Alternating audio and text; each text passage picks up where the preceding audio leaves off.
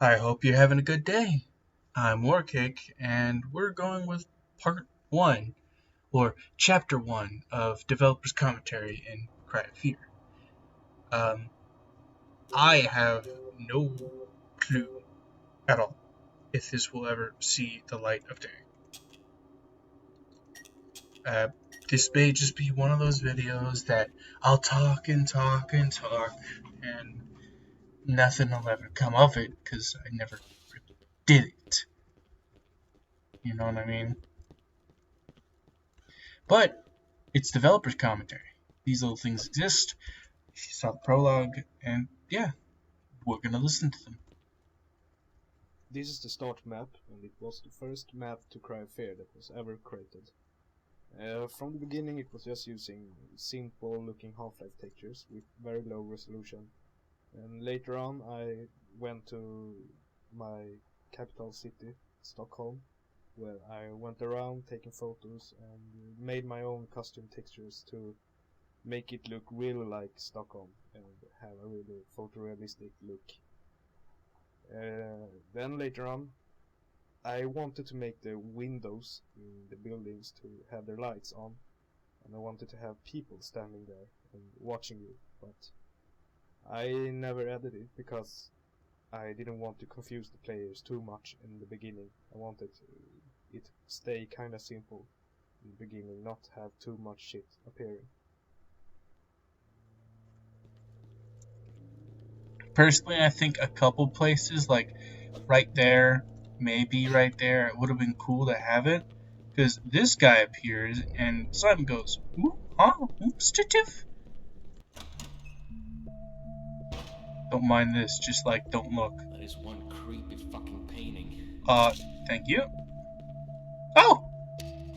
I forgot, there's the MP5. I completely forgot that this existed. Huh. And there's this. French! Got all this kind of stuff. This is, if you're wondering, Very early on in development, we decided we wanted to have extensive unlockables. Somebody came up with the idea of custom hoodies, and this presented a problem to us. There are so many instances of the Simon model spread out across the models folder that it would be almost impossible to go through every single model and replace it with a different hoodie version each time. I came up with a simple solution of replacing every single instance of Simon's hoodie texture loaded into any kind of model with an external TGA texture. In this way we can have many combinations of clothes without using multiple models. which you will see right here. Fun fact, you can actually get custom hoodies, which was a real cool thing to even have. But of course, there's quite a few of them. This one is in reference of Afraid of Monsters, the first game the team worked on. This is also a reference to Afraid of Monsters of the main character David Leatherhoff. A ModDB hoodie, just a hoodie, ModDB on the back. This hilarious thing. Another reference to Afraid of Monsters, a camouflage hoodie, Half-Life Creations, I don't know what that is at all. Black metal suit, which you may think, oh, he's a monster. No, that's just painting. That's just makeup. The team that worked on this game's logo, awesome suit, which says "fuck you." That's basically all it says is "fuck you" and "Six Simon," which I quite like the use of. Yeah, because it does actually change your hoodie. It's very hard to see in these. Let's see, what's a good one that might show it? You! Yeah, there you go. That's a good example.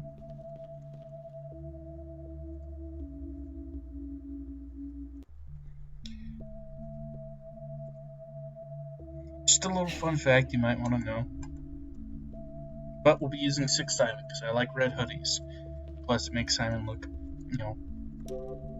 old. Drop. Um, 2, 3. I would take this, but ammo's limited. It does look cool though. I will admit, it does look rad.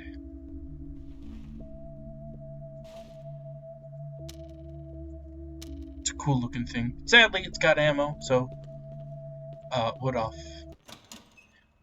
Boom. There we go. Oh, and there's night vision, which does not seem to be working too well. I will take that off. Let me go change a few options. Alright, so I figured out the problem. Problem I can't do anything about. It's just that some areas flicker. Thankfully, this is well lit enough that the night vision is not required. On to this. This padlock puzzle is one of my favourites in the mod because it's so intricate. It relies on many variables. As you may have noticed, the number is actually randomly generated from 11111 to 9999. So that means you can't just play through the mod and then remember what the previous combination was next time you play through. As you well know, this puzzle relies on a couple of things: gathering the username and the password, which aren't quite randomly generated, but the username and password is picked from 32 different usernames and 32 different passwords, and they can be combined. Again, so you can't just play through the mod and do the puzzles without, actually properly doing it. We decided to do this because it's just the kind of, we want people to see what we've made. We don't like the idea of people just running through the mod remembering what the solutions are. We want people to actually see what we've done, especially Rumpel's work on the churchyard area where you get the username and password. It's very, very good mapping. We want people to experience it.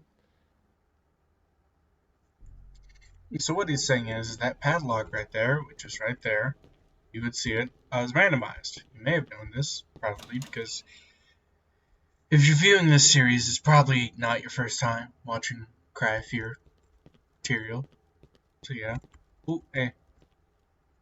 So yeah, he's just saying that's randomized every time. So people actually play this part of the game. This map was from the beginning made by James Winwy, and it was intended to be a secondary route to the apartments, but we scrapped that because the map was never finished. So, and we also thought that it was unnecessary to have two routes, and it would take too much of our time to make it. So I decided to extend the map instead and add this little small town that you run to with those small streets. And that part is actually a replica of a town in Stockholm called Gamla Stan. And also the square in this town is a replica as well. And it's called Stortorget. And the church there is called Storkyrkan. And actually those sounds from the clock sounds from Storkyrkan in the Cry Fair is real sounds from Storkyrkan in real life. And I head there only to record those sounds. That's how dedicated I am to this mod.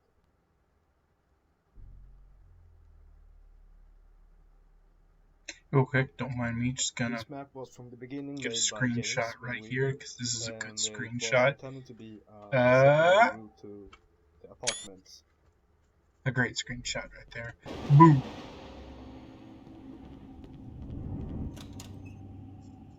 So what he said was that this place that we're about to come up to, this place in particular, is a real place in Stockholm. So are the apartments you go to.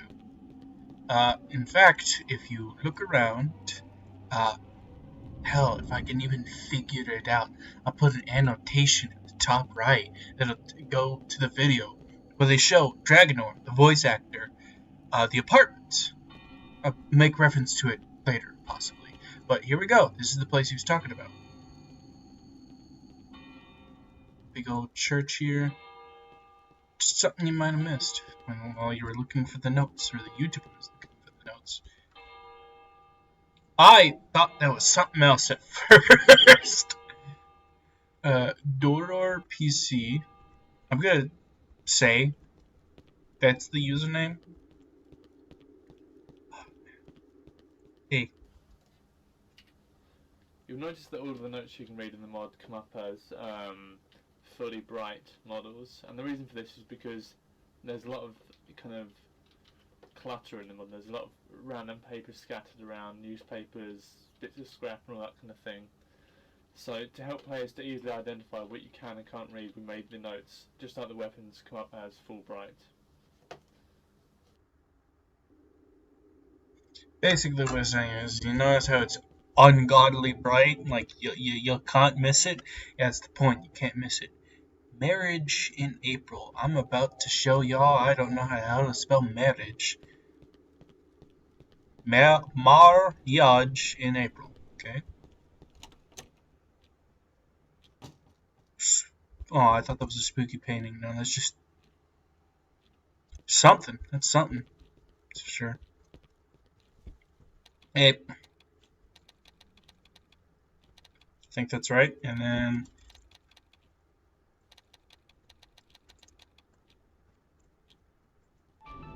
hey, yeah. You may not have noticed it because I was too busy celebrating. Door open to my left. You're about to see 2636. Okay. Spook. It's always those minor things that people will miss. In fact, I missed it whenever I watched people play it.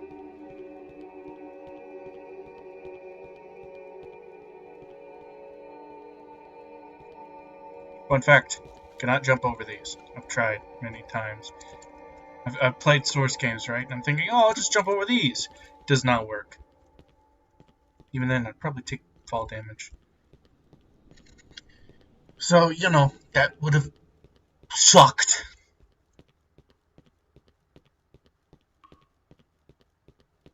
Because fall damage sucks. Everybody hates fall damage. If you have fall damage in any game, alright, fine, whatever. But make sure it doesn't annoy us. I've seen a video of Geralt just getting destroyed by falling off a 5-foot house, and it's hilarious.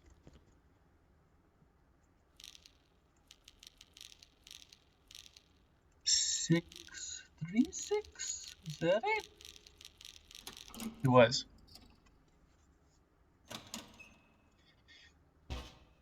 Heyo.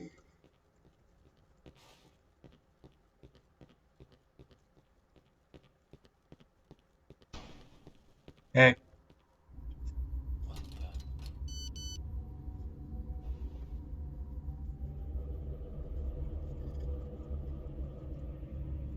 Spooky.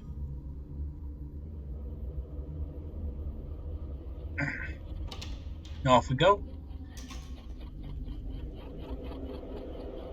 I should get that fixed. Because this part's supposed to be a dark. You know what I mean? It's supposed to be a dark. Alright, let's get saving. There we go. We saved. How long have we been going for? 13 minutes. Let's go to the end of the chapter. Doing a full chapter would be better. I think. You'll know if we're doing the full chapter or not, because guess what? Yeah. Woo. Because it would have already cut, probably. Skip this cutscene. Get wrecked, son! Get hiya! Suck it. Yeah, thank you. And I'm actually very proud of the work I've done with the ladders in Cry of Fear. This was actually added very late in development, probably later than it should have been because it's quite a lot of work. This was after we started working with model-based cutscene cameras. If anyone's familiar with Half-Life mapping, they'll know that normally you have to use null Half-Life entities and special objects that the camera will move to and from. That's very annoying to work with, and you don't really get a good representation or idea of what the finished product will look like until you've compiled the map and tested, etc, etc. So I developed a system whereby you animate the camera in 3ds Max, and you see what's happening in the viewport there. You export the map to a DXF, import it into 3ds Max, and then you can fly the camera around as much as you like. Using this technology, I realised after looking at how shitty the ladder system is in Half-Life, where you just slide up and down, I decided I want to improve it by having a animated one. So I knocked up a quick animation, which actually ended up being used at the final thing with a few tweaks. And this was actually inspired by Turok 2, which I played years and years and years ago, and that had a ladder system similar to that, whereby the screen would kind of shake around as if you were climbing up, and I was very impressed by that back at the time, and I just thought, why not? Man makes good ladder. In fact, you'll get to see it right now, because the brightness is absolutely absurd.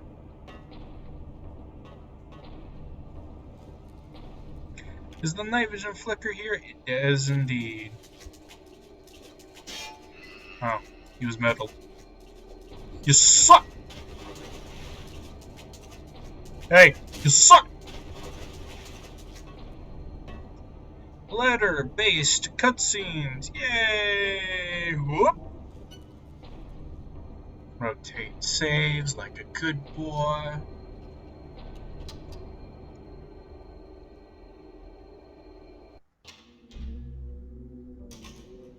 Honestly, if there's any place to cut it, it'd be there.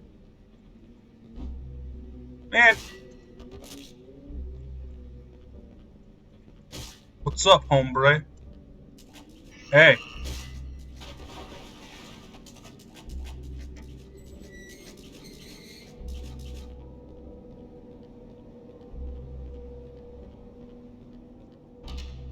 I keep thinking because I have a big axe that I can block for some reason. I know, you want me up there. Yep. Yep. Yep. Yep. Aha! Speedrun strats.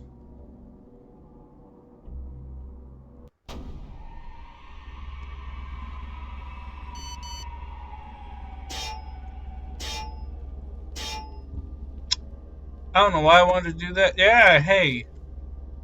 No, little kitties. Play. This is the apartments map, and it's also one of the very first maps that was ever created. And the funny thing with this map is that it's also a replica from a structure in real life. It's the building where my dad lives, and I think it's very cool to be there in real life and run around and play like if you were Simon. And I think it's pretty cool, and it looks exactly like the building where my dad lives. He based his place on where his dad lives. And you'll see at the top right there, the video, again, probably, of Simon being shown the apartments. And I'll show you the specific, it'll be referenced even again once we get to the specific place that they start.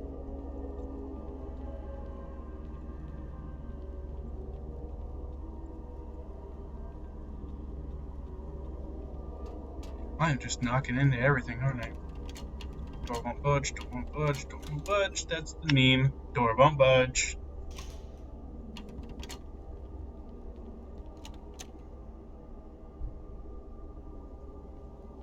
Trash bag kid, how's it going? Eat it.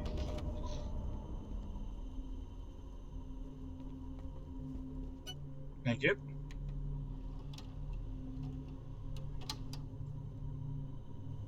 Alright.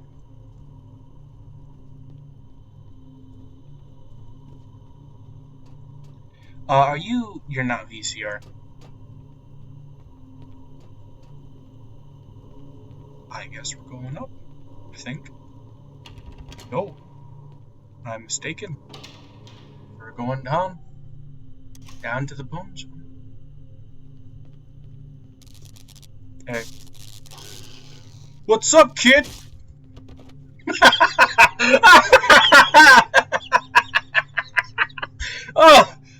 It took me a second to realize. Holy shit.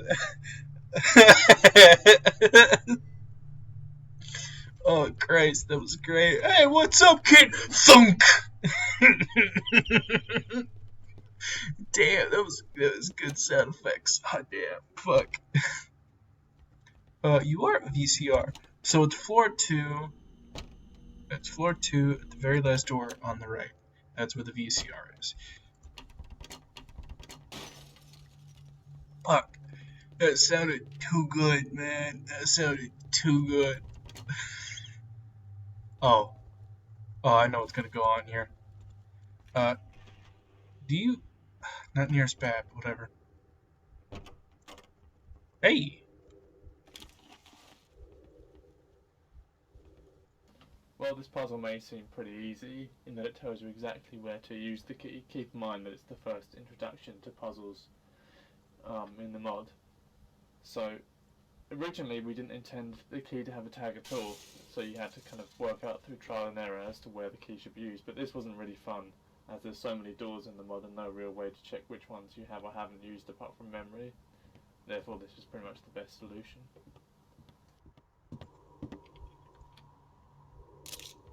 Syringe, the key, which goes to the next door apartment. If you hover over it, neighbor de Coras, there you go. Alright, we're gonna pop this on. It's supposed to be pitch black, like you cannot see, but sadly that's not how things are. But I don't know what's gonna be like out here.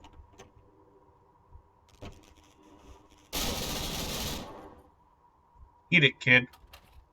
I just used an entire FAMAS magazine, are you? And are you proud? Yeah, it's not dark at all. I don't need lights. Good to know.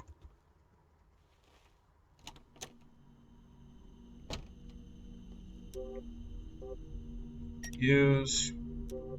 Discard the key.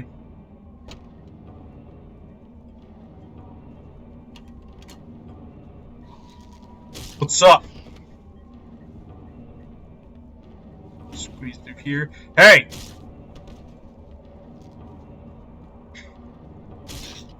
That kid wasn't even paying attention. His ass was gone.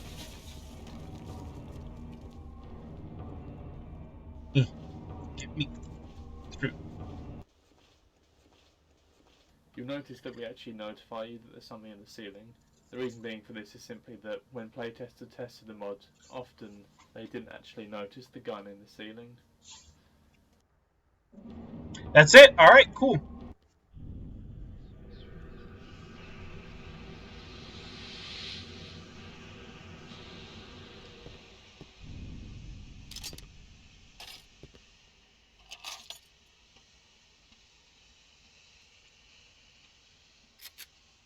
Alright, and we will immediately say goodbye to the glorious Glock, because fuck you. It's fine. I do like it drops on them. You want to see the fun part about the Glock, though? Watch. Watch and learn as you see the greatness of the Glock.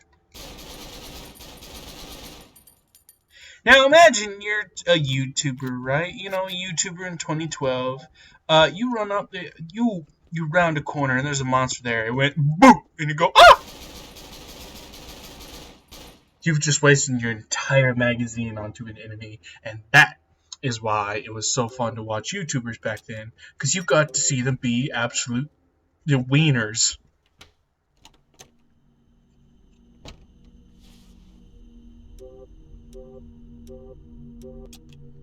Looks like a kind of key for hall doors. Alright. I guess for you.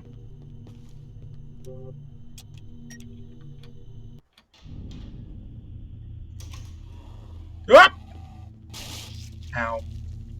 Got stuck on the stairs. Completely forgot about them. Well, they're the people that damaged me first. You happy? Alright, cool. Alright, now we're at the actual part of... I'm gonna drop this real quick here. This. Take a good look at this. Alright, now take a look at the video at the top right. That's the video of them sharing this place to Simon, Dragonor. And yeah, take a look. Yes, this is the exact same place.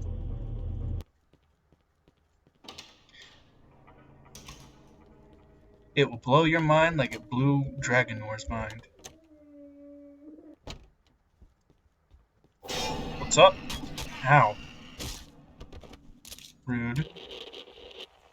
Hey. There's a jacket. There's a jacket on that chair, by the way. If you ever wanted to know. Rotate your saves. Rotate the saves. Yeah.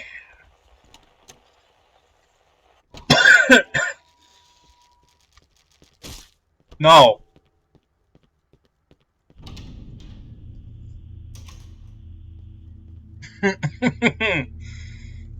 Alright. I believe I haven't searched everything in this place. It's the room I was just in. Can you go in here? No, you can't. Just being a big buffoon, that's what I am. Oh yeah, that's what you need to do. You need to take this to the 4th floor.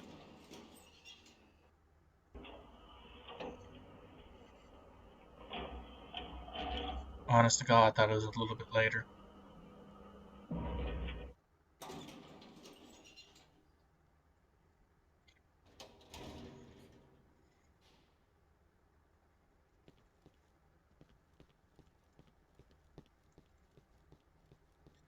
Is this the note 1? No, it's note 4. And in we go! Yeah.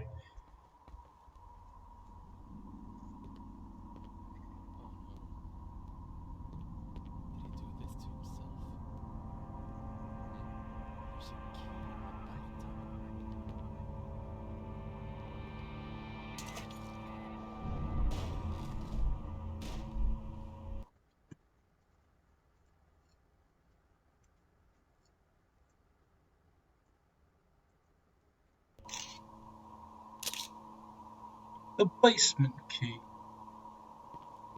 Hi, this is Stig, aka Dragonor speaking, and I voice act Simon in Cry of Fear. You might notice that Simon doesn't really react to all the blood smeared all over the bathtub in the cutscene. And the reason for that is that in the initial versions of the cutscene, there was no blood. The guy in the tub only had the pill overdose, which made it more realistic for Simon to sound like he was confused about the guy overdosing on pills before he got there, but not downright disgusted at what he was seeing.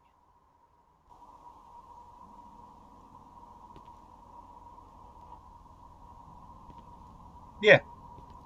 What he said. Here's the guy who had SMS'd you from the beginning, from the construction thing, where when you enter the apartments you get SMSs like "help me," blah blah blah.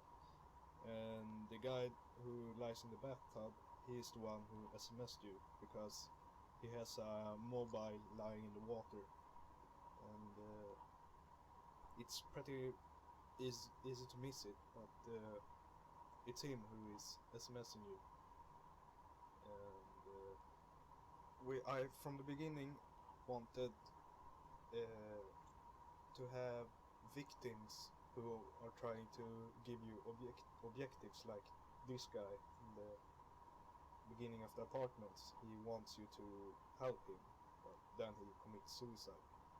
And that was the main plot for Cry of Fear in the beginning, where you are getting objectives from people who are committing suicide, and at the end you were committing suicide yourself. And we wanted to keep that, but we changed that when we got a voice actor for Sophie, and we really didn't make only suicides. We wanted to have a guy committing suicide in the subway station, but we scrapped that, and in the forest, etc. But we scrapped that suicide idea. And yeah, and after every suicide, things started to happen, like in those apartments where everything gets sick and shit. Oh, I thought someone was going to be there.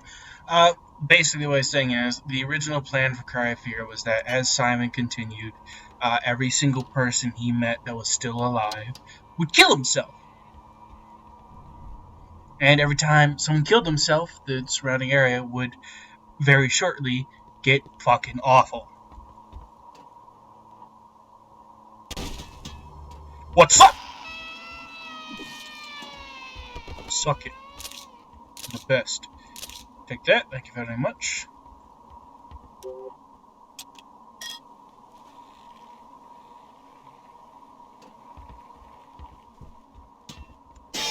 Ah!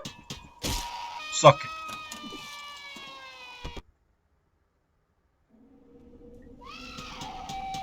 Yo, what's up? Suck it. And those metallic bars are supposed to be like barriers or something that the monsters have placed. And we wanted the players to think it was monsters who has like blocked you in and wanted to kill you. Also that the boards, the wooden boards blocking the doors are also that. And that's what's happening right after the bathtub scene where you hear something hammering. And it was supposed to make the player think that monsters has trapped you. At that time, players doesn't know that everything was written in a book. We wanted the player to think that everything was kind of like a virus outbreak where people got insane or something. And then we wanted the player to think that maybe a gas, like the doctor is wearing a gas mask, and that we wanted to make the players think that maybe a gas was making people hallucinate and stuff, and making people crazy. But yeah, so that's the idea behind those bars and wooden boards blocking your way. Basically, they wanted to do they wanted to bamboozle the player on what the hell is actually going on. Again, I thought something would be there. Can't call the elevator. Okay, you.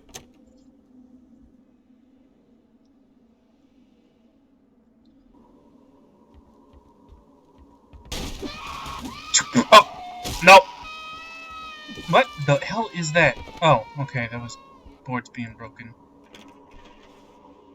Yeah, the gamma in the game is all kinds of wonked up for various reasons. In fact, you know what? I'm gonna go fix that. I want you guys to know how dark it is normally. So I'm gonna go fix that by first saving the game. Because that would be a good idea. There's a save in here, right? No, there's not. What? There... Death animation didn't finish before I left. Alright, I'm gonna go fix things real quick. Yeah. Alright, the problem has been fixed. You wanna see how dark it is? It is pitch black in here. There is not a single bit of brightness boosting going on here. You wanna know what I did? I went to options, advanced, and this is what the original stuff was on. Was this. Made everything really bright. But it also glared the issues of the darkness. Because the game's naturally supposed to be very dark. That's why, you have the phone. It gives you light. You can see this problem here. However, that problem, it disappears once you stop being a wuss and don't have a brightness boost. It's pitch black in here. The only light in the entire place is this. That's it. We still have the phone, so we can in fact show you something real quick. You were supposed to have this, and you're supposed to dual wield the knife. And fun fact, if you got a bigger weapon, you could actually see a small light coming out of your phone from the bottom, which would help illuminate things. But I have night vision, so screw that noise.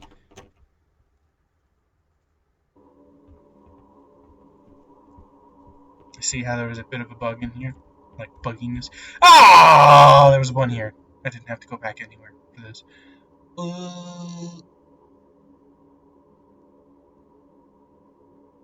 Here. I had to read the numbers so I could know what was the latest save. Floor 2. Hey! You just kind of walked into that. Not my fault.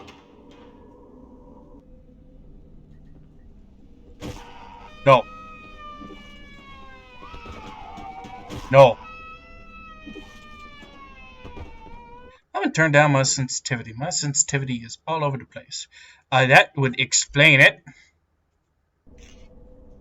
Much, much, much better.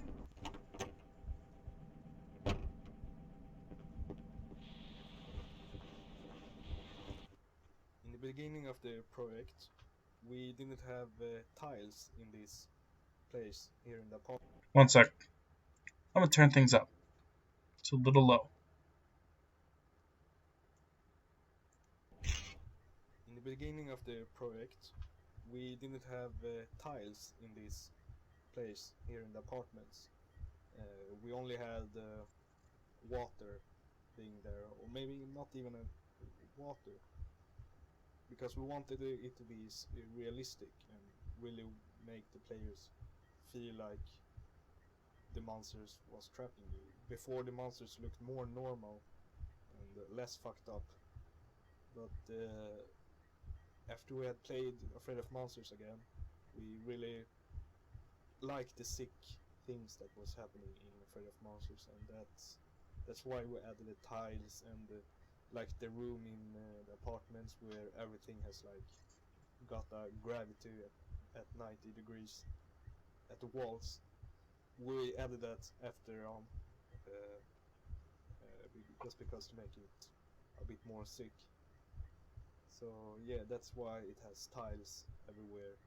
The tiles has just appeared for some reason, but it's nice and makes you scared, I think. Basically, what they're saying is that they had played Afraid of Monsters, their original game, again, and decided, wow, that was a In the beginning of cool the style. It was a real cool style. We need to continue doing that style because that is a cool style.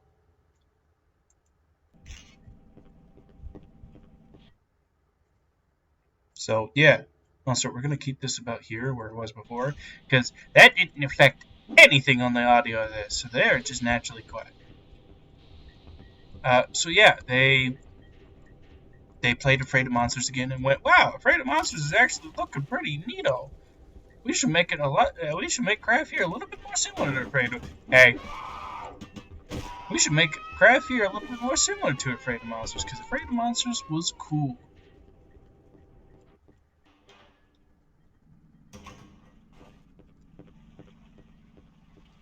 We're going to the basement. That's right.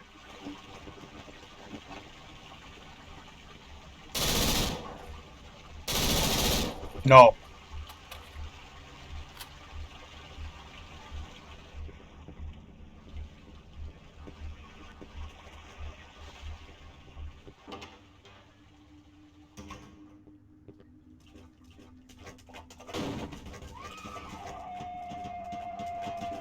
No. Nothing was even in here. That's the best part. They just spawned a monster behind you.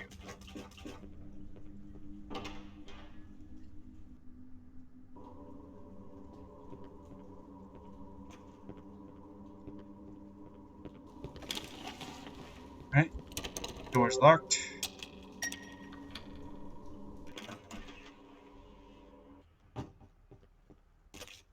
I hate the fact that everything is like this.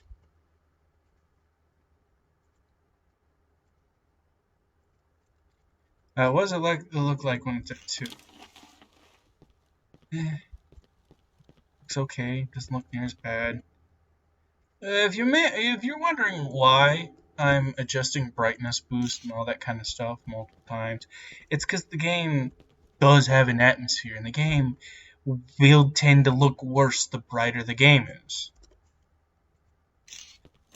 But I don't want people to get eye strain from looking at flashing textures. Suck it. Because flashing textures suck.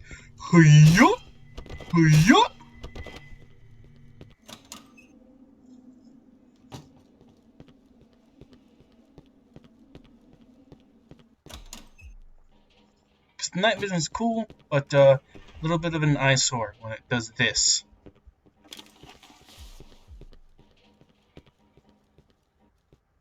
A pretty cool this torture room is that the guy who is killing the other guy is actually my sister's man, husband, I mean. And the guy who gets killed is my brother, my older brother. And it's pretty funny to watch them fight like that. The photos that the textures are made of are photos from them. And yeah, I'd just like to tell you that. So what he's saying is when we get to actually see this, right, is that there was indeed a stop. Where are your parents? The people in the VHS tape, which we will see shortly. You'll get to see them, and I'll make reference to it again. Hey, I always forget you exist here.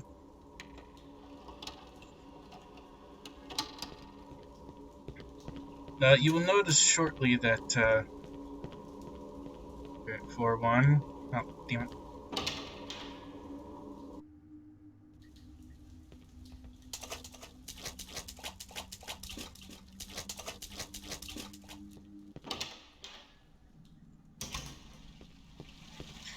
You'll notice shortly, you just realized I had completely blanked out there, that, once we get to it, just through here,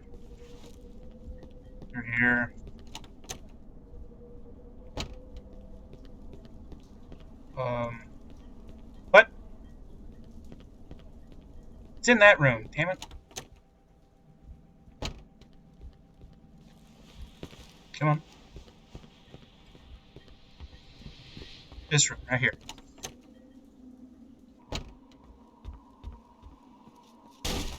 Yoink!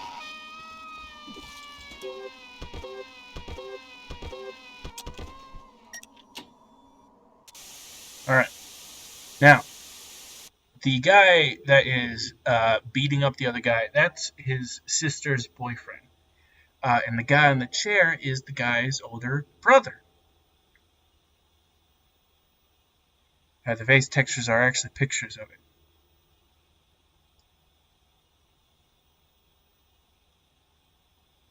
So now that you have context, you can imagine the older brother watching what is essentially himself getting fucking decapitated. 4779.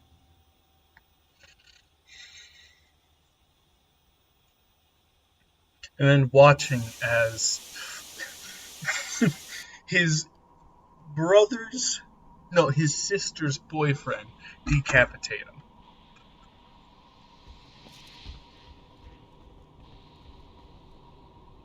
What was my objective? I completely blanked.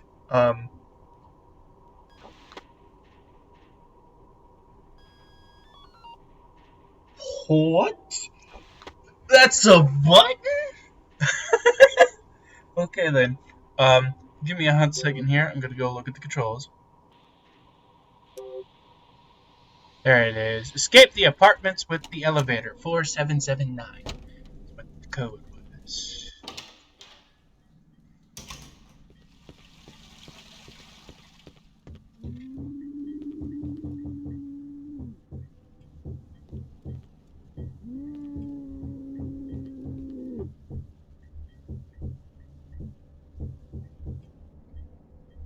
This is actually Simon's apartment room. Believe it or not. Which also means that the motherfuckers... Okay, so they put a wheelchair ramp here, right? So that he could actually get up. It's also, maybe not the best wheelchair ramp. That could be the water, though. So he'd go up, he'd go to the elevator, and he'd go up. However, if that elevator was ever down, which, remember, it was a bit of a pain in the ass to get this to work for us, right? If this is ever down, his ass is fucked. Okay.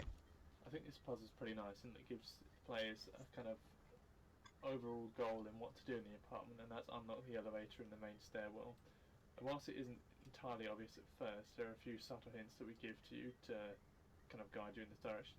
One of them being the light above the keypad on the top floor in the Total Darkness, that should draw you towards that. The second one being the note where it mentions that he's disabled the elevators so that the kids have to come up the stairs. The puzzle, the key code rather, is actually randomly generated, and the reason we did this was because we didn't want people just simply skipping out all the nice areas that have been mapped out next time they play if they just remember the code.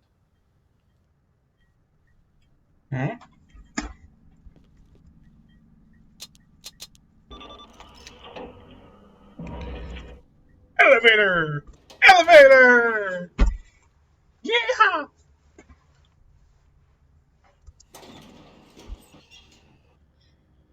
And we're back in Silent Hill. Now, this is a interesting place. Those stairs, never-ending stairs. We added that for a reason to make the player really think it's not happening for real, that it's all really just a hallucination or just a psychotic moment, psychosis. I mean, so yeah, those stairs are supposed to be there just to make it seem unrealistic, and that's a bit good because then we have a reason to add a strange boss coming over there. Basically, they added these stairs to make it look even worse with the fact they just keep going and going and going.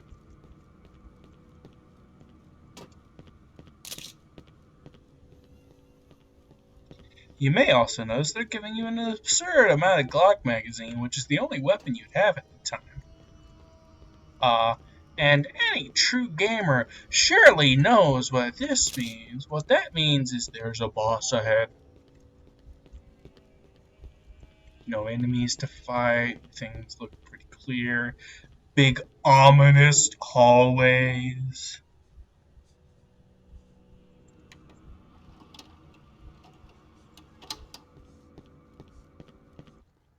Another way that this mod differs from Afraid of Monsters is that each area is now punctuated by a boss fight, and this marks a milestone in your progress. The reason we added bosses is purely because, well, we like boss fights. They all have some kind of strategy to them, and this is the simple find the weak spot and attack it. The boss bars weren't added until later on in the development, simply because we wanted a way to visually show whether or not you're actually doing any damage to the boss, which kind of corresponds to the whole weak spot idea. It's nice to know when you're actually making progress with the boss. Bosses made late development, and that's because they wanted to make sure that bosses, looked good. Just for this, I'm going to turn down this completely.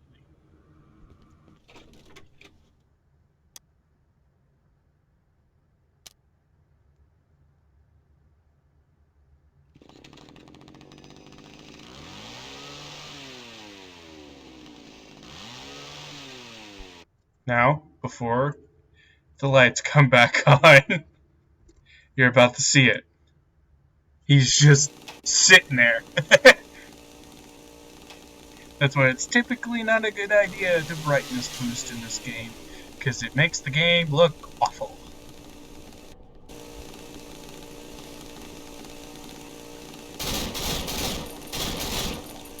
Alright, move on.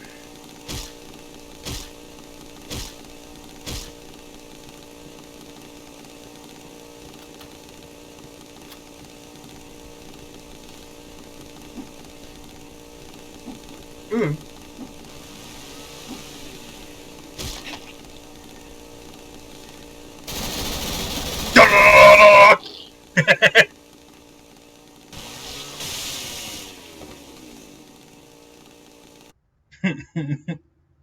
I always love the fact that the X does so much when it comes to normal enemies. It insta kills them, while this actually takes a good couple shots. It takes probably a whole magazine. And on that guy, you just and he is dead. He's a dud, man. And that will be Chapter 1 of Cry of Fear Developer Commentary. I already did this before, but I didn't have any commentary on my side. So, yeah. There you go. For context. Yeah.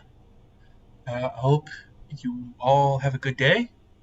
And I will see you next time when we do this.